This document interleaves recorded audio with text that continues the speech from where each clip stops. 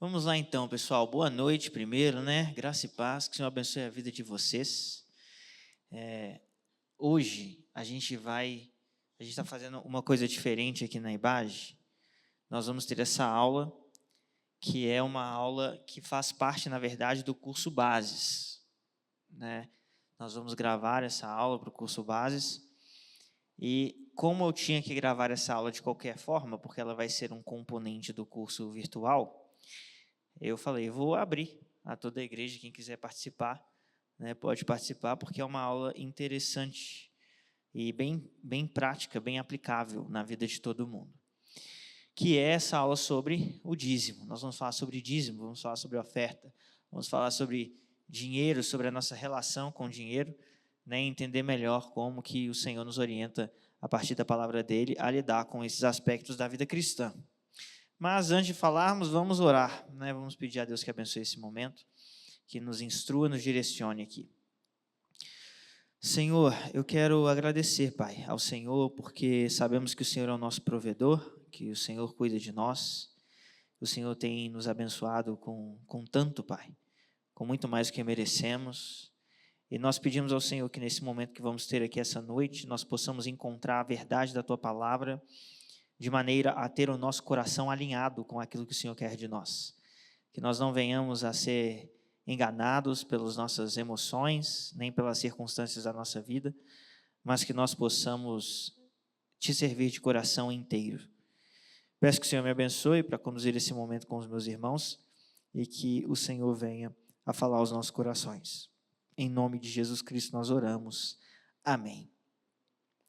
Pessoal, então, hoje nós vamos falar sobre o que é dízimo, né, e como nós nos relacionamos com esse conceito dentro da caminhada cristã. E quando nós fazemos essa pergunta, o que é dízimo, né, o que vem na mente de vocês? Alguém fala para mim uma definição. O que é dízimo? Dá 10% do que você tem. Essa é a definição que está na cabeça de todo mundo, né? Normalmente o dízimo ele é compreendido em termos gerais como a separação dos 10% dos recursos que são dados à igreja, a uma instituição religiosa, uma organização religiosa. E isso gera diversas perguntas na cabeça das pessoas, diversas dúvidas. Como, por exemplo, é obrigatório? Pode ser menos que 10%? Pode ser mais que 10%? É 10% do bruto ou é 10% do líquido? Se eu não der, eu estou em pecado? Posso atrasar o dízimo? E se eu atrasar, eu tenho que pagar os atrasados? Né? São perguntas que surgem, que as pessoas fazem a todo momento. E essas e muitas outras perguntas, elas são comumente ancoradas em uma má compreensão do conceito de mordomia cristã, em uma má compreensão do uso do dinheiro e em uma má compreensão da lei de Deus. E a nossa intenção aqui, nessa noite, nesse breve momento que nós vamos ter juntos, é nós respondermos algumas dessas perguntas e nós entendermos princípios que nos ajudam a sanar as dúvidas que podem surgir. Então, o dízimo, ele é um assunto polêmico. E ele é um assunto polêmico porque muitas vezes ele é tratado de forma errada. Então, entre aqueles, por exemplo, que tratam o dízimo por motivações gananciosas, desejando impor um fardo às pessoas, e aqueles que desprezam o dízimo, banalizando pela própria avareza, existe um ponto comum. Tá? Esses dois extremos, aqueles que querem impor um fardo e aqueles que desprezam absolutamente e banalizam o dízimo, têm um ponto em comum. Ambos os extremos não tratam o texto bíblico como ele deveria ser tratado. Ou eles ignoram o texto bíblico, ou eles distorcem o texto bíblico. A nossa visão sobre o dízimo, ela tem que partir de uma compreensão fiel das Escrituras, e tem que partir também de uma compreensão adequada do momento da história da redenção que nós estamos vivendo hoje. Se nós entendermos o que as Escrituras dizem de fato sobre essa realidade e nós entendermos onde nós nos localizamos dentro da história da redenção, vai se tornar muito claro como deve ser a nossa prática. Então, são esses dois campos, ou esses dois pilares que nós vamos pensar sobre eles nessa noite. Nosso primeiro passo, portanto, deve ser uma compreensão clara do dízimo enquanto o que ele significa no Antigo Testamento. Tá? Nós vamos começar pelo Antigo Testamento. Mesmo porque quando você pergunta para as pessoas sobre o dízimo, muitas vezes a primeira ilustração que nos vem à mente é a ilustração do Antigo Testamento. É a ilustração que está relacionada com a lei de Deus. Até mesmo nos dias de hoje, quando você tem muitos pregadores explorando o dízimo de maneira errada e distorcendo o dízimo e como ele deve ser aplicado na vida do crente, você vê referências a todo momento no Antigo Testamento. Então, nós vamos entender o dízimo no Antigo Testamento e nós vamos entendê-lo em algumas perspectivas diferentes, ainda que todas dentro do Antigo Testamento, mas nós vamos começar pela perspectiva da lei mosaica, tá? E talvez aqui seja onde nós temos mais textos e descrições a respeito do dízimo, vai ser exatamente nesse campo do dízimo, que é o campo do Antigo Testamento da lei mosaica. Então, quando nós pensamos sobre o dízimo no Antigo Testamento, é provável que a primeira coisa que venha na cabeça das pessoas seja, de fato, a relação com a lei. A ideia geral, então, se eu perguntasse a um de vocês, ou se eu perguntasse a outra pessoa, me fala sobre o dízimo, o que é o dízimo no Antigo Testamento? Normalmente as pessoas diriam assim, o dízimo é quando os israelitas, os judeus, eles levavam 10% do que eles tinham para onde? Para o templo. Essa é a ideia geral das pessoas. Mas será que é isso mesmo? Será que essa ideia geral ela está correta? Ou será que não é bem assim? E aí, gente, nós temos que ser sinceros com aquilo que a Bíblia nos diz. Porque muitas pessoas vão dizer isso que eu acabei de dizer e vão parar por aí. Mas, na verdade, isso não está correto. Isso não é uma boa definição do que é o dízimo no Antigo Testamento quando nós fazemos o quê? Quando lemos o que está escrito sobre o dízimo no Antigo Testamento. E existem 3 passagens principais que se referem ao dízimo na lei mosaica. Essas passagens são Levítico 27, do 30 ao 33, Números 18, do 20 ao 28, e Deuteronômio 14, do 22 ao 29. Tá? E nós não temos tempo para analisar todas essas passagens em suas minúcias, em seus detalhes, mas nós vamos observá-las aqui e pensar sobre algumas coisas que nós podemos aprender com elas. A primeira passagem, então, é a passagem que está em Levítico 27. Então, deixa eu abrir aqui, abra a sua Bíblia também, Levítico 27, dos versículos 30 ao 33. Olha só o que diz nessa passagem. Todos os dízimos da terra, sejam dos cereais, seja das frutas, pertencem ao Senhor. São consagrados ao Senhor. Se um homem desejar resgatar parte do seu dízimo, terá que acrescentar 1/5 ao seu valor.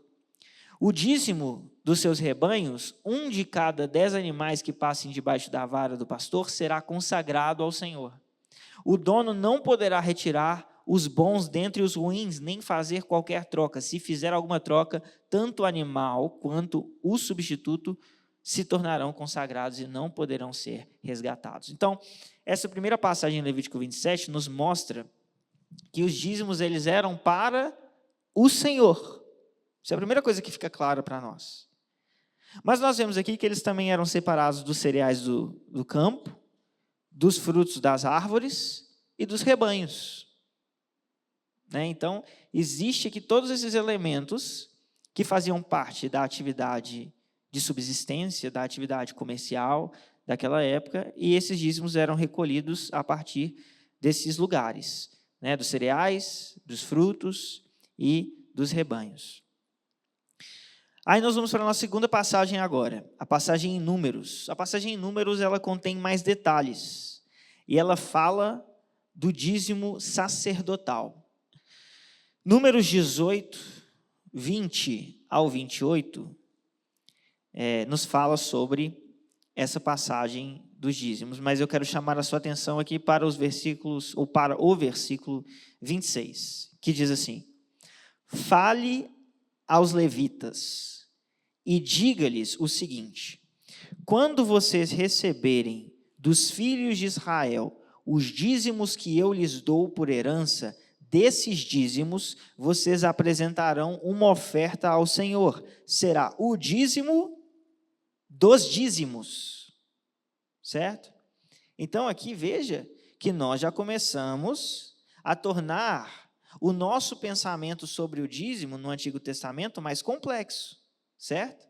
Porque eu não vou nem pedir para que vocês levantem a mão aqui, mas provavelmente a maioria de vocês nem estava consciente de que tinha um dízimo dos dízimos, né, que é o que está falando aqui. Então, isso era falado para quem? Para os levitas. Eles vão receber os dízimos por herança, né, porque os levitas, Números 18, 26, que eu acabei de ler. Os levitas, eles vão receber os dízimos e, ao receber os dízimos, eles dariam ali o dízimo dos dízimos, porque desses dízimos eles apresentariam uma oferta ao Senhor. Muito bem, então dessa parte eles dariam ali ao sacerdote, que seria quem estaria oficiando ali aquela oferta. Agora nós podemos olhar então para mais uma passagem, e uma passagem bem importante sobre os dízimos no Antigo Testamento, que é Deuteronômio 14, 22 a 29. Vamos ver o que diz essa passagem. Deuteronômio 14, 22 a 29.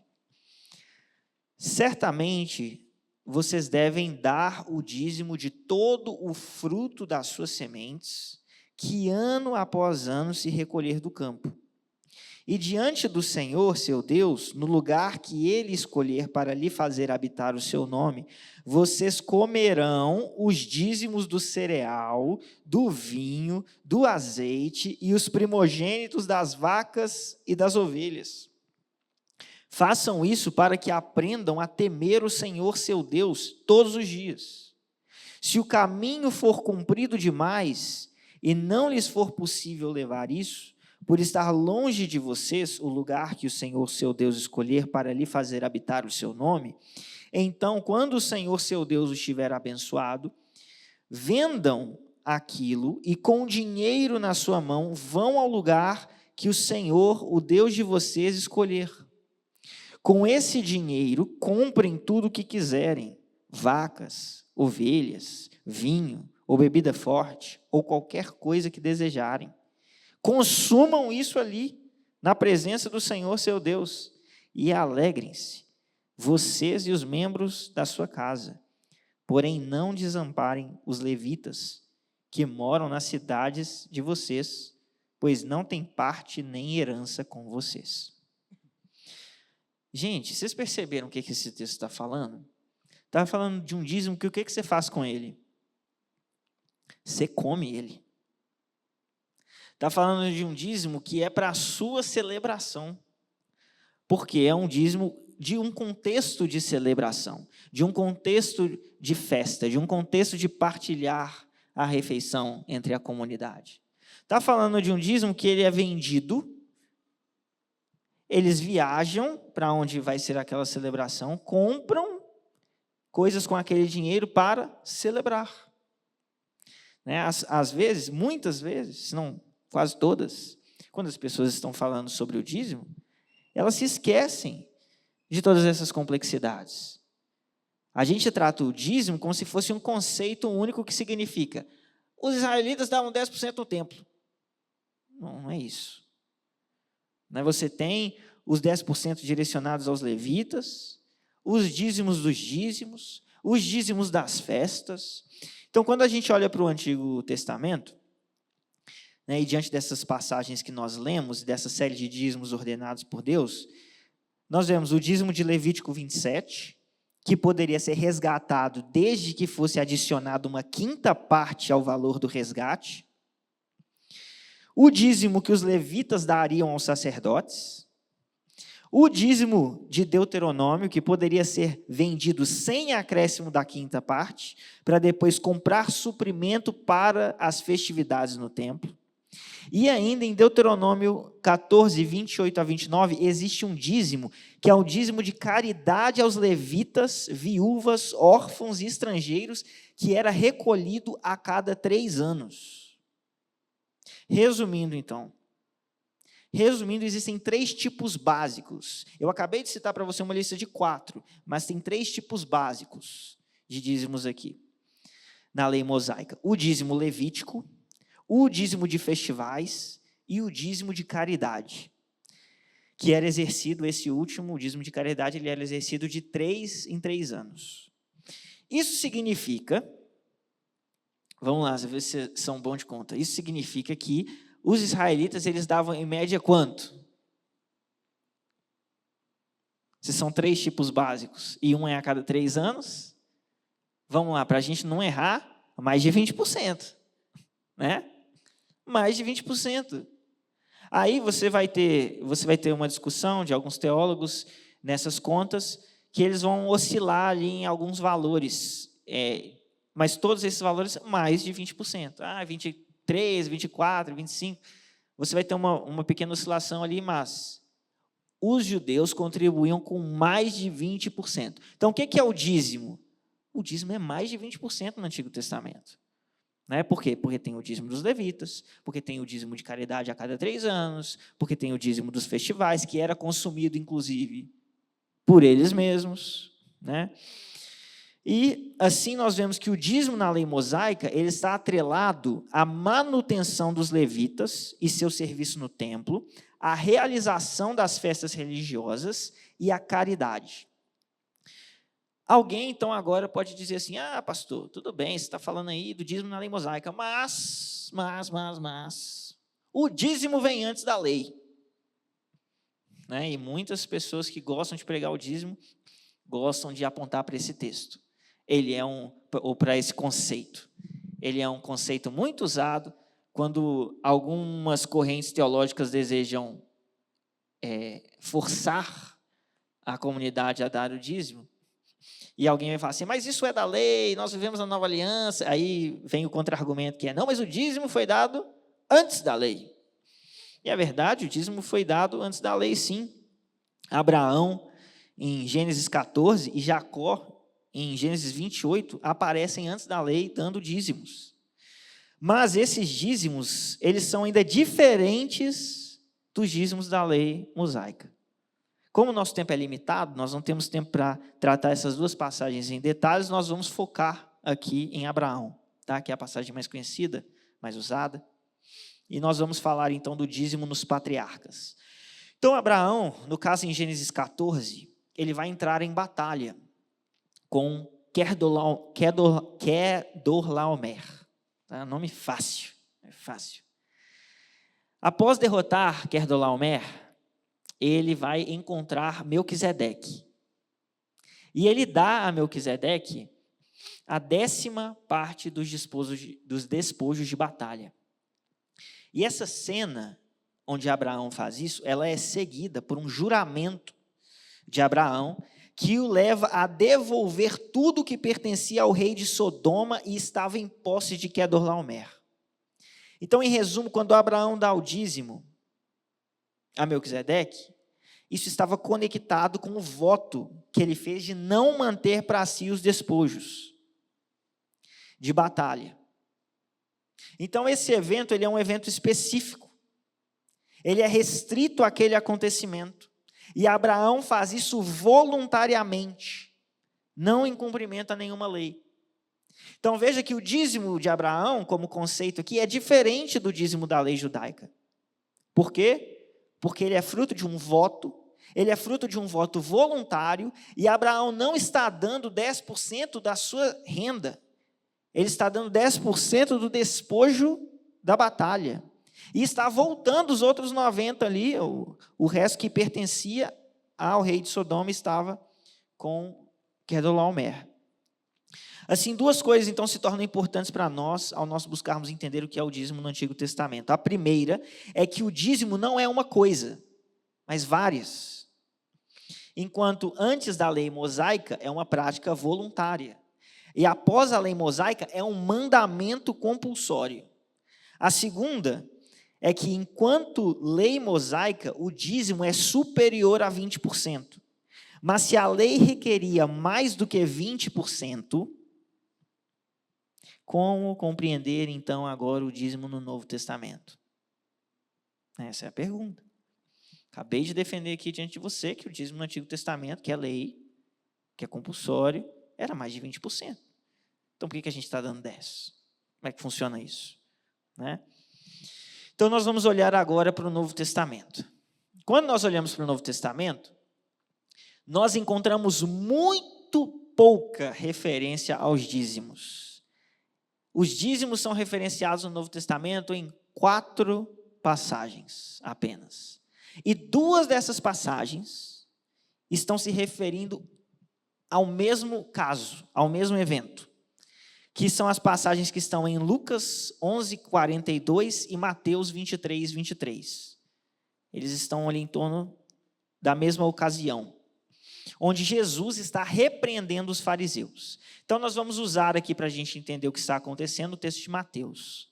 Mateus 23:23, mesmo que é fácil decorar, né? 23:23. O que está escrito lá?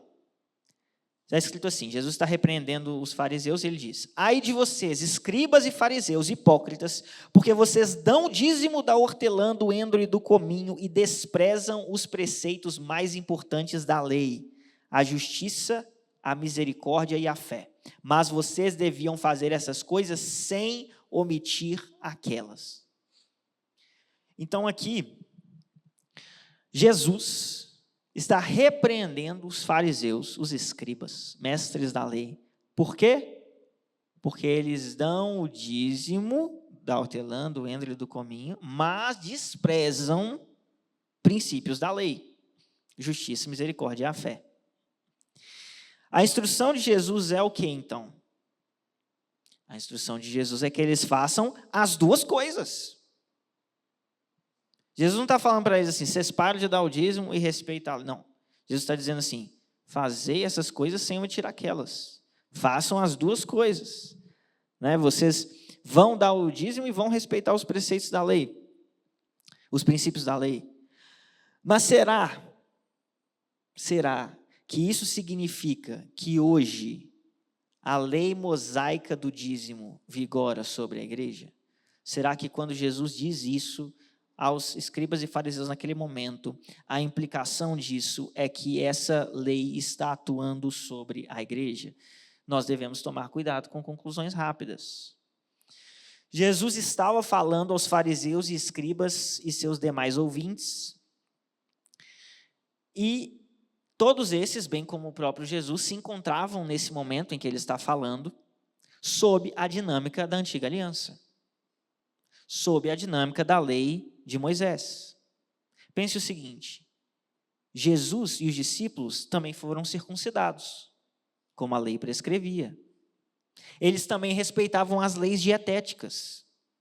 Eles também iam ao templo, como o lugar correto de adoração. Então, no momento em que Jesus está dizendo aos escribas e fariseus, fazer essas coisas sem omitir aquelas, é o momento onde Jesus também diria, você tem que ser circuncidado, e você tem que ir ao templo, que é o lugar correto de adoração. Por quê? Porque nós ainda estamos, ainda que lendo os evangelhos, ainda que lendo o Novo Testamento, nós ainda estamos em um momento histórico que é um momento que pertence à antiga aliança. Né? Lembra lá do diálogo de Jesus com a mulher do poço, né? A mulher samaritana, ela está questionando Jesus sobre o lugar certo de adorar.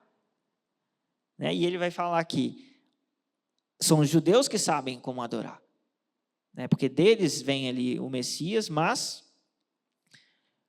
vem a hora e já chegou em que os verdadeiros adoradores adorarão em espírito e em verdade. Né? E ele está apontando para essa transição, porque é de fato uma fase de transição. Mas Jesus está cumprindo a antiga aliança, os discípulos estão cumprindo a antiga aliança. E nós precisamos entender isso. Então, essas passagens elas não dizem sobre como a igreja deveria tratar os dízimos da lei mosaica. Ela diz sobre como os judeus deveriam tratar o dízimo na lei mosaica na antiga aliança. Nossa próxima passagem, já matamos 2 passagens aqui, certo? Falei que tinham 4, nós já falamos de 2.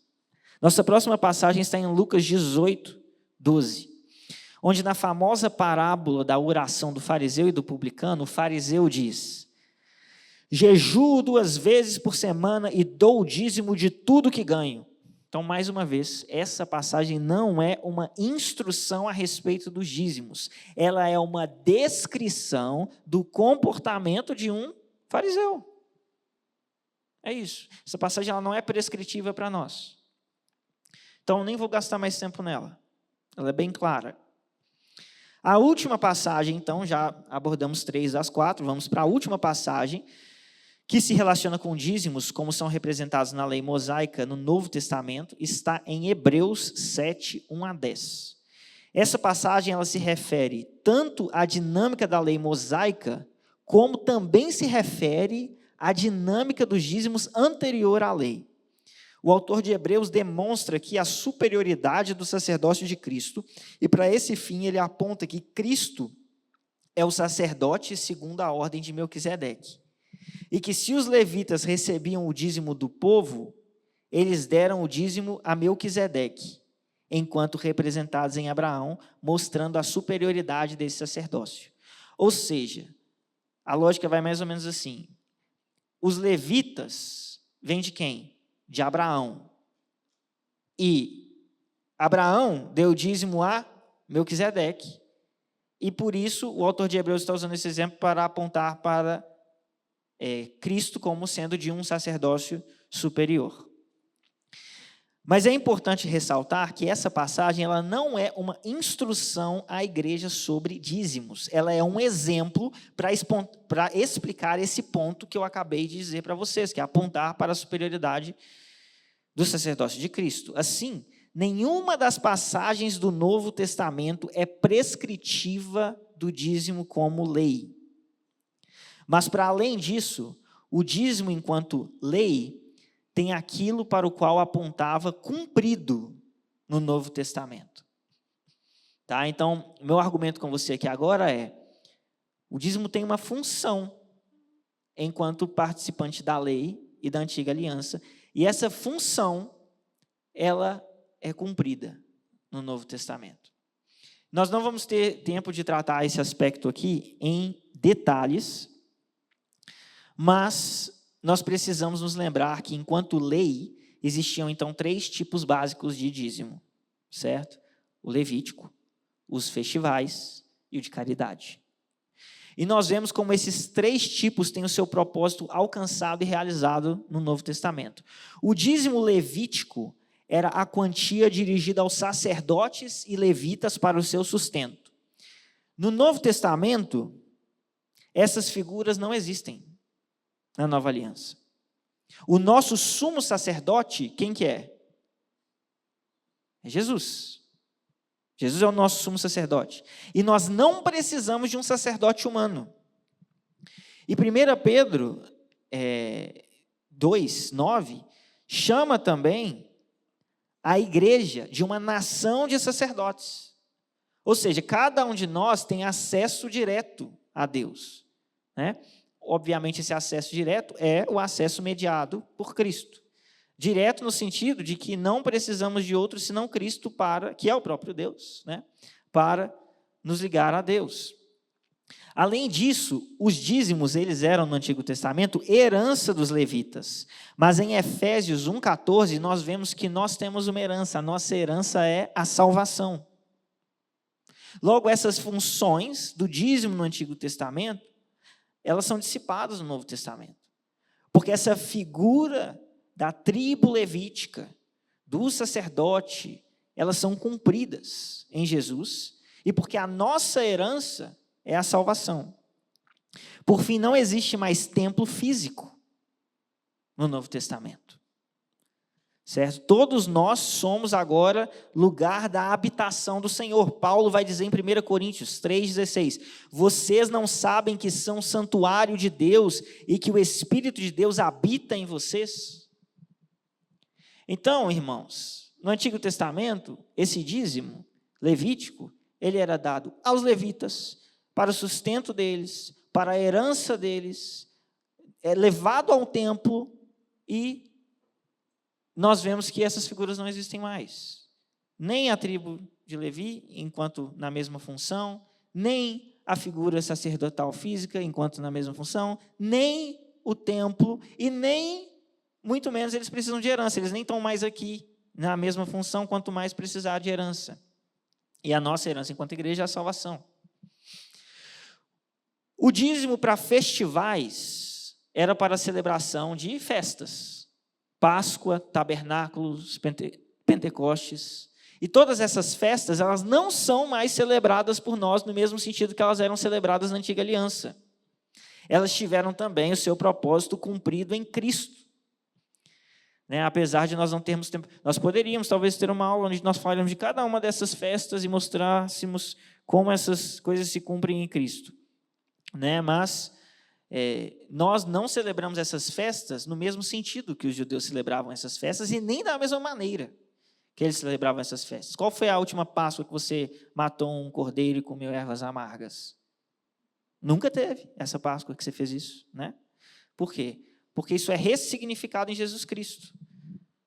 A nossa mesa de comunhão é a ceia do Senhor. O dízimo para caridade alcançava os levitas, que não mais existem como um grupo sacerdotal, que eu falei, e os necessitados. Os necessitados agora, porém, eles são atendidos não pela provisão da lei, mas pela provisão do amor.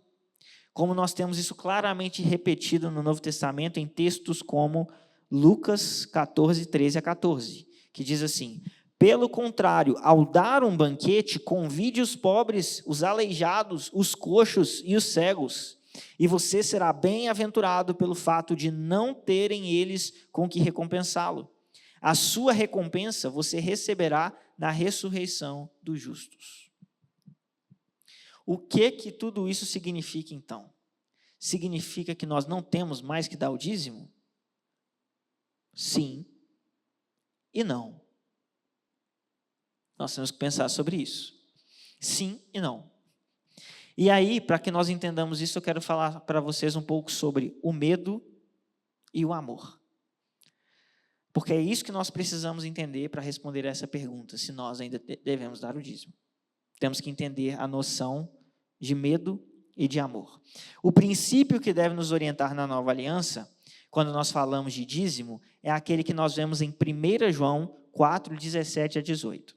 Que diz assim, nisto o amor é aperfeiçoado em nós, para que no dia do juízo mantenhamos confiança, pois assim como ele é, também nós somos neste mundo. No amor não existe medo, pelo contrário, o perfeito amor lança fora o medo, porque o medo envolve castigo, e quem teme não é aperfeiçoado no amor. Se você prestou atenção nesse texto, você já entendeu a resposta de se nós devemos dar o dízimo ou não. Mas eu vou explicá-la para você.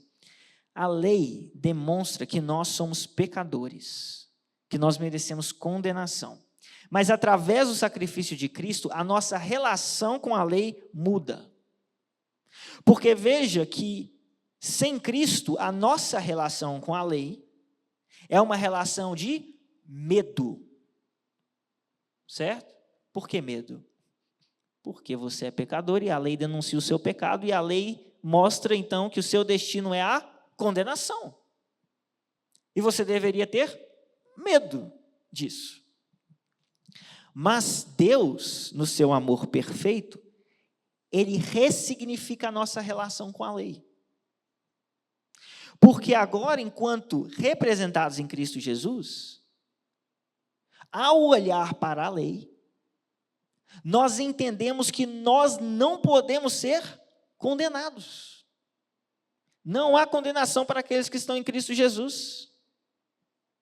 Então, se agora eu olho para a lei, e eu sei que eu não serei castigado por causa da lei, porque Cristo pagou o preço do meu pecado, na minha relação com a lei, não há mais a intermediação do medo. O que ela vai fazer contra mim? Minha dívida já foi paga. Porém, no lugar do medo, a minha relação com a lei agora é intermediada pelo amor. Por quê? Porque a lei de Deus me direciona para aquilo que agrada ao Senhor, para aquilo que faz feliz o seu coração. A lei me ensina como eu devo andar para agradar a Deus. E agora eu olho para a lei e a obedeço, e a desejo obedecer, não para que eu não morra, porque sei que não morrerei, mas porque eu amo o Deus que deu essa lei. E se o amo, desejo andar segundo o seu amor e segundo o seu propósito, sabendo que a lei revela aquilo que o agrada. Nós devemos então dar o dízimo? Depende do que você quer dizer com essa pergunta.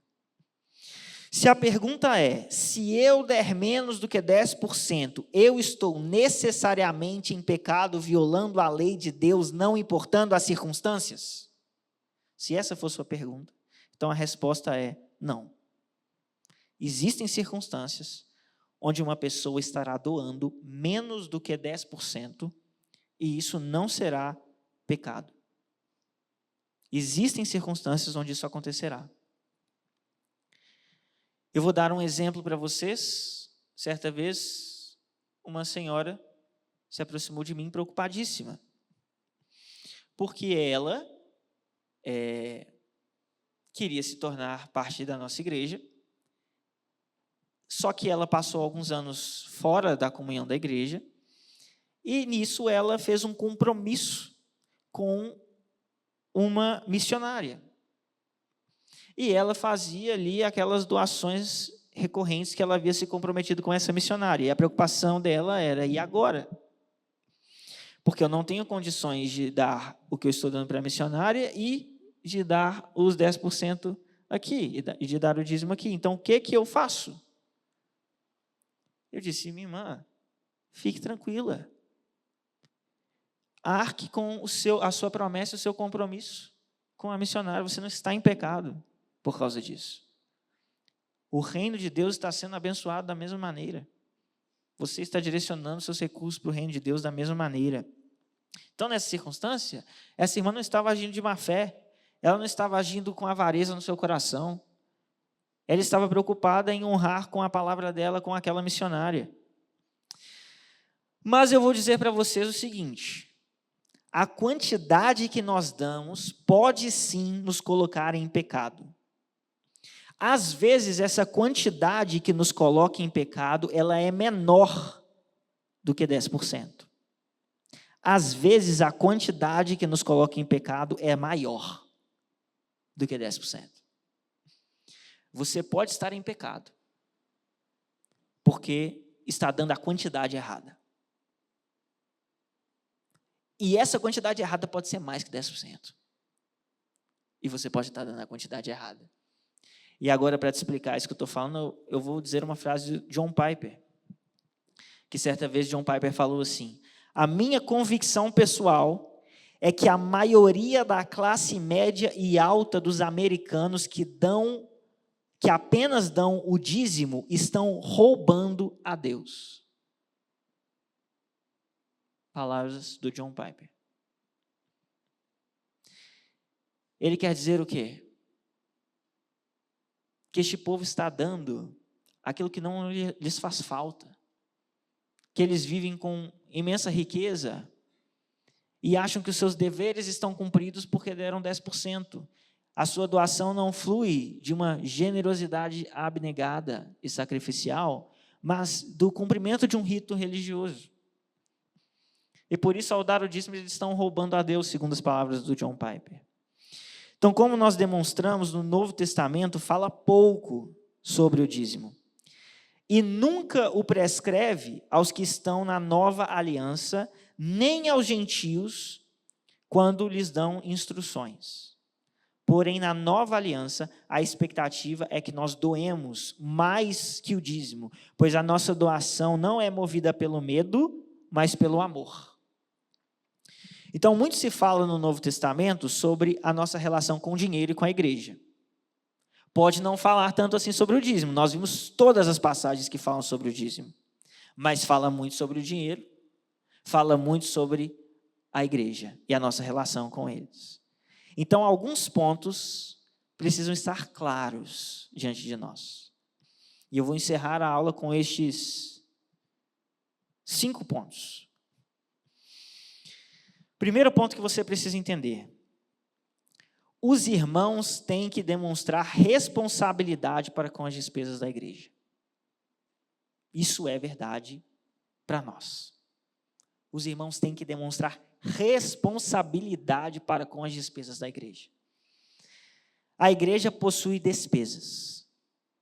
E é bíblico e é orientação clara no Novo Testamento para nós que nós devemos arcar com essas despesas e ter essa responsabilidade. Aí eu leio para você 1 Timóteo 5,17. Devem ser considerados merecedores de pagamento em dobro os presbíteros que presidem bem, especialmente os que se esforçam na pregação da palavra e no ensino. Pois a Escritura declara: não amordace o boi quando ele pisa o trigo, e ainda, o trabalhador é digno do seu salário. Então aqui está dizendo que a igreja possui homens que devem ser assalariados, e fala inclusive de alguns que são dignos de dobrados honorários. De quem é a responsabilidade disso? Da igreja. Então há responsabilidade aqui. 1 Coríntios 9, 13 a 14 diz: não sabeis vós que os que administram o que é sagrado comem do que é do templo, e os que de contínuo estão junto ao altar participam do altar? Assim ordenou também o Senhor aos que anunciam o evangelho, que vivam do evangelho.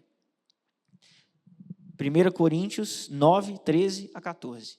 Paulo está aqui usando então uma ilustração da antiga aliança, assim como ele usou no trecho anterior que eu li, no texto anterior que eu li. Ele vai ao Antigo Testamento, recupera princípios a partir daquela ocasião do Antigo Testamento e aplica esses princípios na igreja, no Novo Testamento, mostrando que ainda que a nossa relação com o dinheiro não seja a mesma relação do povo de Israel, intermediada pela lei e representada na figura do sacerdote, do templo, do sacrifício, ainda assim existem princípios ali que estão para nos orientar enquanto igreja.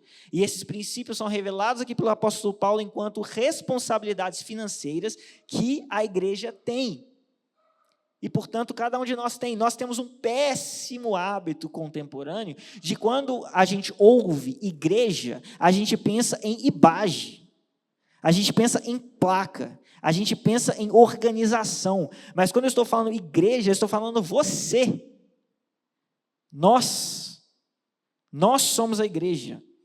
Então, quando eu estou falando assim que a igreja tem responsabilidade para com essas despesas, eu não estou dizendo assim a instituição da IBAGE, eu estou dizendo nós, cada um de nós. Segundo princípio, nossa doação tem de ser proporcional, mas sacrificial. Nós doamos de maneira proporcional e sacrificial. Não doamos proporcional à sobra, nós doamos proporcional à colheita. Isso é um grande desafio para o nosso coração. Isso é uma doação proporcional e sacrificial. Não é proporcional em relação à sobra, é proporcional em relação à colheita. Veja 2 Coríntios 8, 3 e 4. Porque posso testemunhar que na medida de suas posses, e mesmo acima delas, eles contribuíram de forma voluntária, pedindo-nos com insistência a graça de participarem dessa assistência aos santos. Aqui Paulo está nos mostrando o coração com o qual essa igreja doa. Eles entendem que a participação no sustento da obra do Senhor, na assistência aos santos, ela é uma graça e é um privilégio. E que é alegria participar disso, e eles davam não só de acordo com as suas posses, mas até acima delas. Ou seja, ela é uma doação proporcional, mas sacrificial. Terceiro ponto. Nossa doação tem que ser expressão de generosidade, não de avareza. Olha que loucura isso que eu vou dizer para você. A sua oferta pode ser manifestação de avareza. Fica mais doido ainda quando eu te falar que não sou eu que estou dizendo isso, que é Paulo. Porque Paulo vai nos mostrar essa dinâmica e vai nos apontar que o Senhor nos chama a fazer doações generosas. Ele fala isso em 2 Coríntios 9:5. Olha só o que ele vai dizer. Portanto, julguei necessário recomendar aos irmãos que me precedessem na visita a vocês e preparassem de antemão a oferta que vocês prometeram, para que esteja pronta como expressão de generosidade e não de avareza. Você já pensou que você pode dar uma oferta que é expressão de avareza? A nossa oferta deve ser expressão de generosidade, não de avareza. Quarto ponto. A nossa doação deve ser alegre. Aqui nós voltamos ao pensamento já expresso no texto anterior que eu li, de que é uma graça, é um privilégio participar disso. E aí nós vamos ler o texto de 2 Coríntios 9:7, onde Paulo vai dizer: cada um contribua segundo tiver proposto no coração, não com tristeza ou por necessidade, porque Deus ama quem dá com alegria. Então, mais uma vez, essa dinâmica da alegria, do privilégio dessa contribuição. E quinto, a nossa doação deve ser contínua. Repare que Paulo ele vai estabelecer, por exemplo, uma continuidade da coleta em 1 Coríntios 16:2. Ele fala: no primeiro dia da semana, cada um de vocês separe uma quantia conforme a sua prosperidade e vá juntando, para que não seja necessário fazer coletas quando eu for. Então, existem todos esses pontos no Novo Testamento.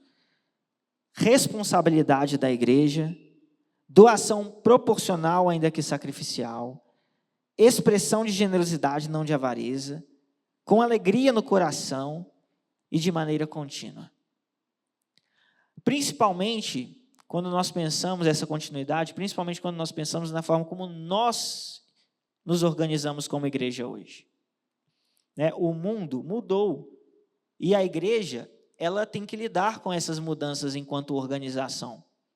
Então, existem coisas que são próprias da nossa realidade e que, ainda que não estejam prescritas na palavra, os princípios para nós lidarmos com as circunstâncias atuais estão prescritos. Exemplo, conta de luz. A igreja primitiva tinha conta de luz? Não. Eles usavam vela, não tinha luz elétrica. A igreja hoje tem conta de luz? Tem. A gente usa luz elétrica, a gente usa energia. Com qual frequência que chega a luz, a conta de luz? Todo mês.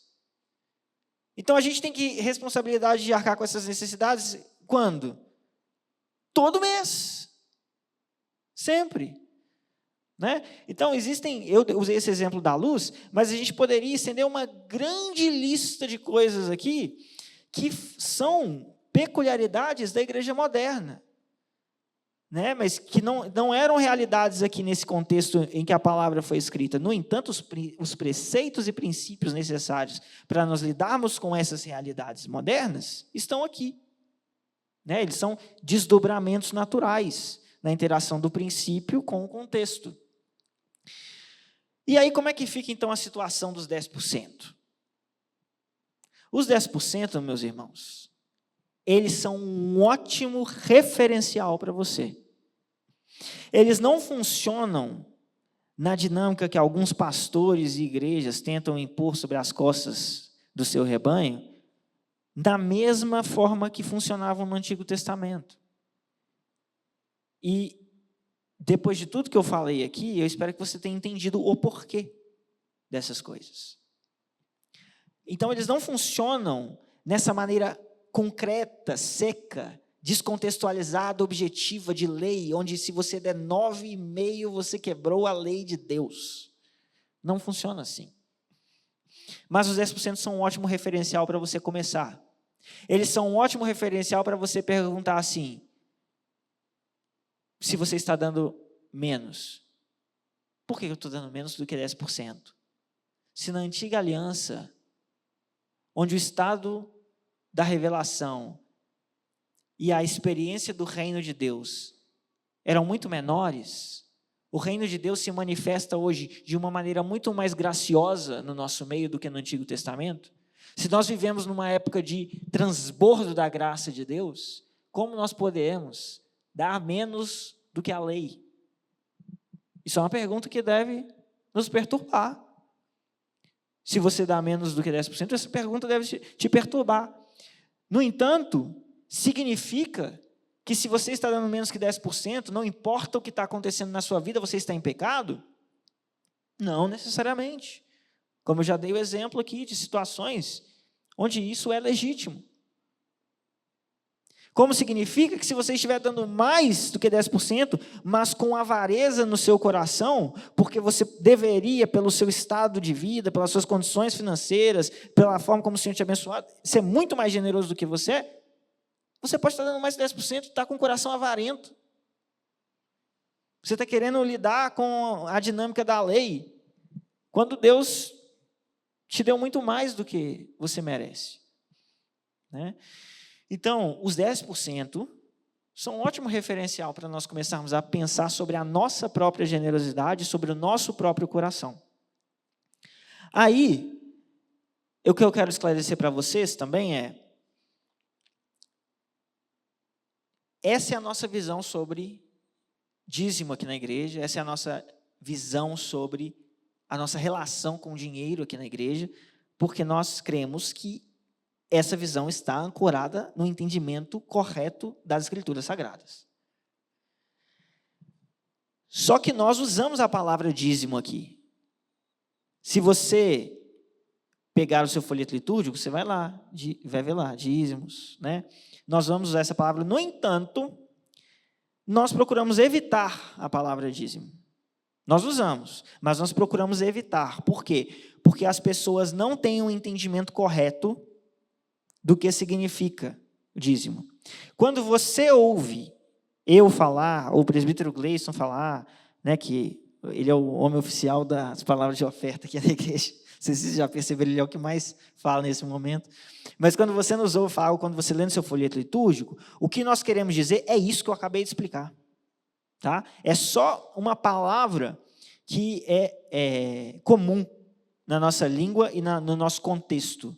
Né? Mas o conceito dessa palavra, ele é bem diferente do conceito que você vai ver sendo utilizado em outras igrejas por aí, que tem uma visão completamente diferente. Né? Então, eu particularmente evito usar a palavra dízimo, para não trazer uma carga de significado que eu sei que as pessoas carregam quando ouvem essa palavra. Mas vocês, pelo menos, agora entendem. Quando vocês leem a palavra aqui, ou quando vocês me ouvem falar, ouvem alguém falar essa palavra aqui, o nosso entendimento de dízimos e ofertas é esse. Tá? E ele é um entendimento cheio de nuances, mas ele é um entendimento que nós queremos que está alinhado com aquilo que a palavra de Deus nos orienta. Então, seja generoso, seja responsável, doe de maneira contínua, doe de maneira proporcional e sacrificial. Não seja avarento.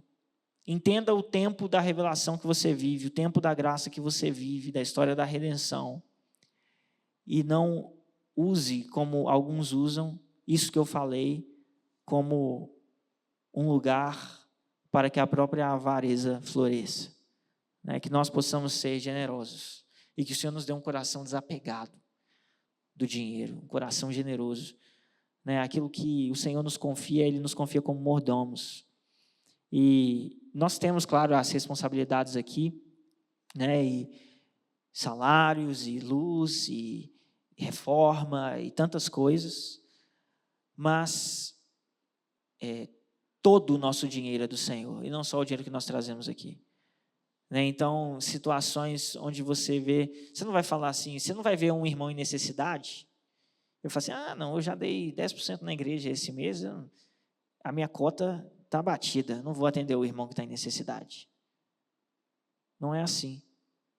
Todo o nosso dinheiro, todos os nossos recursos, todos os nossos bens devem estar a serviço do reino de Deus.